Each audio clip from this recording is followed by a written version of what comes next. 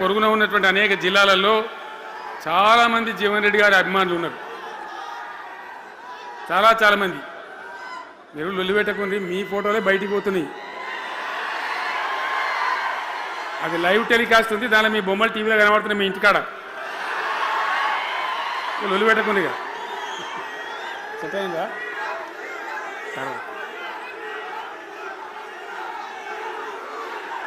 So అట్లా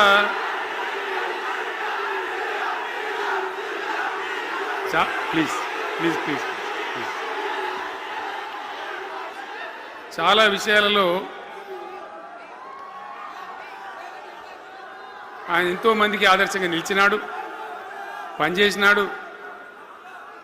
ఈ ప్రాంతం గురించి తన ప్రాణం పెట్టి పనిచేసినాడు. ఆయన మంత్రిగా ఉన్నా, ఇంకో హోదాలో ఉన్నా, ఎమ్మెల్యేగా ఉన్నా, ప్రతిపక్షంలో ఉన్నా తన ఏరియా అభివృద్ధిని ఏనాడు కూడా ఆయన విస్మరించలేదు. లేకపోతే అన్ని పర్యాయాలు మీరు ఎందుకు గెలిపించారు, ఎందుకంత గుండెల్లో పెట్టుకున్నారు? నేను ముఖ్యమంత్రి అయినా వారు ప్రజాప్రతినిధిగా కరీంనగర్లో జరిగినటువంటి సభకు వచ్చింది. అందరూ మాట్లాడిన చాలామంది, తాను మాట్లాడుతూ ఒకటే మాట కోరిండు. అయ్యాక బోర్నపల్లి అనే కాడ గోదావరి మీద ఒక బ్రిడ్జ్ అవసరం మాకు, అది కంపల్సరీ కావాలి అంటే నేను ఇక ఓదాలు బీదాలని మర్చిపోయి ఏంది జీవన్న మళ్ళీ చెప్పండి అని చెప్పిండు ఆయన. వెంటనే అక్కడి నుంచి ఆదేశాలు ఇచ్చి 70-80 కోట్ల రూపాయలు మంజూరు చేసి ఆ బ్రిడ్జి అప్పుడు కట్టించినాం.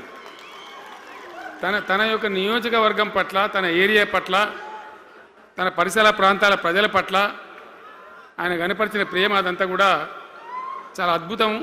అందుకే ఆయనకు అంత మంచి పేరు కూడా ఉంది. అది నాకంటే మీకు అందరికి బాగా తెలుసు. ఈ మధ్య వీళ్ళందరూ తయారైంది కదా, ఎవరు అంటే సర్వేలు చేసి ఇస్తారు. జీవన్ రెడ్డి గారు బీఆర్ఎస్లో చేరితే ఎట్లా ఉంటుంది ఏం కథ అని ఒక 2-3 వచ్చి సర్వేలు చేసింది. మీ నియోజకవర్గం కాదు, మీ నియోజకవర్గంలో ఆడంబాంబే పేలిపోయింది, దానిలో మాటనే లేదు. అసలు జగిత్యాల నియోజకవర్గం గురించి చర్చ లేదు.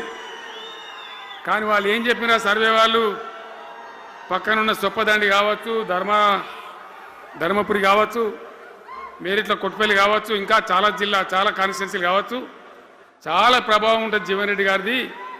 ఒక అద్భుతమైనటువంటి దీంతో రాజకీయమైన ఇది వస్తుందని చెప్పి వాళ్ళు సర్వే చేసి చెప్పినారు. అది జీవన్ రెడ్డి గారికి ఉన్నటువంటి విశిష్టత. ఒక నియోజకవర్గానికో 10 మందికో కాకుండా తనకు ఏ హోదా లభించినా, ఏ హోదాలో పనిచేసినా చాలా బ్రహ్మాండంగా ఆయన ఇక్కడ ప్రాంతాల కోసం తపన పడ్డాడు. ఒక ఉదాహరణ మీకు కనపడుతుంది. పేరు ప్రతిష్ట లేని వ్యక్తులు గ్రాడ్యుయేట్స్ కాన్స్టిట్యున్సీలో ఎమ్మెల్సీగా నిలబడితే గెలవరు. ఆయన శాసనసభ్యునిగా ఇక్కడ ఓటమి చెందినా ఇమ్మీడియట్గా మళ్ళీ ఎమ్మెల్సీగా పోటీ చేస్తే ఇక్కడ ఉండబడే విజ్ఞులందరూ కూడా బ్రహ్మాండంగా గెలిపించాను. ఎందుకు వాళ్ళు ఎందుకు అంటున్నా? అట్లా కాదు కదా, ఇక్కడ నేను మొత్తుకుంటున్నా, అక్కడ నువ్వు మొత్తుకుంటున్నావు, అర్థమవుతుందా?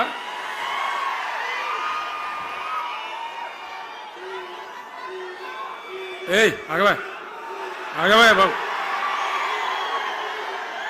అది వెనక ఊరేటోడు మనోడేనా? విజయసారా మనోడేనా? మోపండి ఐడియా కూడా మనోడేనా? బుక్కుండా పెట్టు. ఇంత దూరం వచ్చి మనం ఇంత సభ పెట్టుకొని 4 విషయాలు ప్రజలకు చెప్పుకోవాలి కదా. ఈ బట్టి అరుపులరిస్తే ఏం లాభం? సో అట్లా జీవన్ రెడ్డి గారు తన రాజకీయ ప్రస్థానాన్ని ఒక సమితి ప్రెసిడెంట్గా ప్రారంభించి ప్రజా సమస్యల మీద పోరాటం చేసి సివిల్ లిబర్టీస్లో కూడా అడ్వకేట్గా నాడు ఎంతోమందికి పౌర హక్కుల సంఘానికి కూడా మద్దతు ఇచ్చి అచ్చమైన నికార్సైనటువంటి ప్రజా కార్యకర్త నిరూపించుకొని అంచెలంచెలుగా ఎదిగి ఇంతకుముందే ఆయన చెప్పినట్టుగా అనేకమైనటువంటి పదవులు ఆయన చూసినాడు. పదవులైన కొత్త కాదు, బ్రహ్మాండంగా శాసనసభ్యుని గెలవడం, మంత్రి పదవులు అలంకరించడం, అనేక రంగాలలో అనేక రకాలుగా పనిచేయడం అంతా కూడా మీకు తెలుసు. నేను కొత్తగా చెప్పే అవసరం లేదు. నేను ఒక్కటే మాట మీకు మనవి చేస్తా ఉన్నా. జీవన్ రెడ్డి గారు నేను మొన్న కలిసినప్పుడు ఒక మాట అనుకున్నాం. మేము ఎట్లా ముందుకు పనిచేద్దాం ఏంది, మేము ఇద్దరు మూలకోలం అనుకొని ఒక కుటుంబంలో అన్నదమ్ములాగా పనిచేద్దామని చెప్పిన నేను. ఇంత ప్రేమగా అంటే మనం కుటుంబంలాగా ఈ పార్టీకి బ్రహ్మాండమైన ఒక పిల్లర్స్ లాగా పనిచేసి ముందుకు తీసుకొని పోదామని చెప్పి నేను చెప్పడం జరిగింది. ఈరోజు పార్టీలో వారు చేరిన వెంటనే చాలా బ్రహ్మాండమైనటువంటి మనకు ఒక ఊపు వస్తూ ఉంది. నేను జీవన్ రెడ్డి గారిని కోరుతా ఉన్నా, జగిత్యాల మందం కాదు, జగిత్యాల జిల్లా కాదు, పాత కరీంనగర్ జిల్లా కాదు, మీరు ఆదిలాబాద్ చూడాలి, నిజామాబాద్ చూడాలి, పరిసర జిల్లాలు చూడాలి. పార్టీ ప్రధాన కార్యదర్శిగా ఈ నిమిషం నుంచి నేను అపాయింట్ చేసుకుంటా ఉన్నాను. బ్రహ్మాండంగా ఈ ప్రాంతం అంతా కూడా మీ సేవలు అవసరం ఉన్నాయి పార్టీకి. అదే కాదు, 600 ఏది ఏమైనా ఏమవుతుంది, 100% మళ్ళా బీఆర్ఎస్ గవర్నమెంట్ వస్తుంది. వస్తుందా? వస్తుందంటూ చేయలేవట్టుంది. ఒకసారి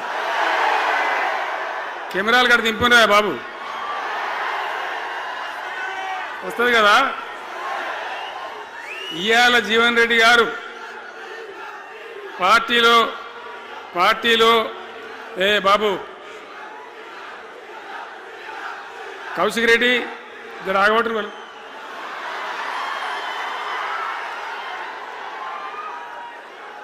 పార్టీలో పనిచేసి పార్టీ కోసం సేవ చేయడమే కాదు, రేపు భవిష్యత్తులో బీఆర్ఎస్ గవర్నమెంట్ ఏర్పడిన తర్వాత కూడా బ్రహ్మాండమైన పదవిలో ఆయన అద్భుతమైన సేవలు మీ జిల్లా మొత్తానికి అందించబోతాడు. తెలంగాణ రాష్ట్రానికే ఆయన సేవలు అందించబోతాడు. ఇది నా మాట, కేసీఆర్ మాట అని నేను జగిత్యాల గడ్డ మీద చెప్తా ఉన్నా. నేను ఎక్కడన్నా మాట ఇచ్చినంటే తప్పలే. కాబట్టి జీవన్ రెడ్డి గారిని మీరు జగిత్యాల మందం మీరు యుద్ధం చేయాలి. యుద్ధం చేసేదానికి ఆయన ముఖాబిల మనిషే లేడీడా, మీరు సరిపోతారు. ఆయన నాకు అప్పచెప్పాల బయట పనిచేయడానికి. కరెక్టే కదా? అట్లే చేద్దామా? అట్లే ముందుకోదామా? జగిత్యాల యుద్ధం మీ వంతు, తెలంగాణ యుద్ధం మా వంతు. ఓకే కదా?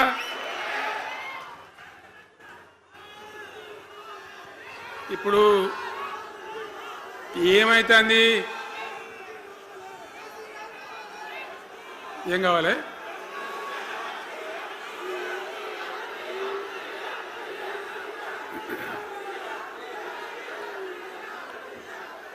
గింతే మనది మనం అనుకొని పోదాము మరిగా. బంద్ చేయండి బాబు, మీరు ముద్దుమంతులకు చెప్పండి వాళ్ళకు. తెలంగాణ చాలా భయంకరమైన పరిస్థితులలో ఉండే, దుఃఖం వచ్చేది, ఏడుపు వచ్చేది. ఎమ్మెల్యేలుగా ఉన్నా ఏం చేయలేని పరిస్థితి. ఆగమాగం అడివేడివి కదా.